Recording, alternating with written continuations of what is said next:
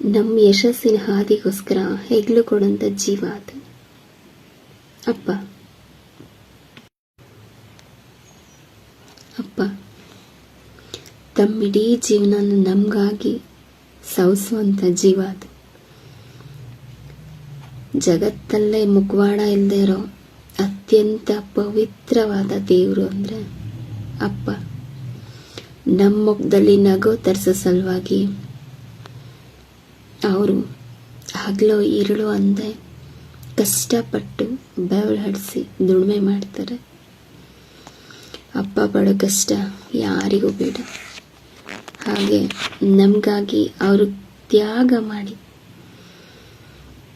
ಸೇವೆ ಮಾಡಿ ಅವ್ರ ಕಷ್ಟ ಸುಖ ಎಲ್ಲನೂ ತ್ಯಾಗ ಮಾಡಿ ನಮಗಾಗಿ ಜೀವನ ಮಾಡು ಏಕೈಕ ಜೀವ ಅಂದರೆ ಅದು ಅಪ್ಪ ಮಾತ್ರ.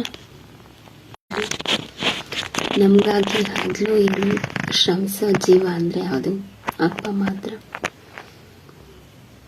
ಕಾಣದೇ ಇರೋ ದೇವರಿಗೆ ಕೈ ಮುಗಿಯೋಕ್ಕಿಂತ ಇರೋವಾಗ ಜೀವಂತ ಇರೋವಾಗ ಅಪ್ಪ ಅಮ್ಮನ ಚೆನ್ನಾಗಿ ನೋಡ್ಕೊಳ್ಳಿ.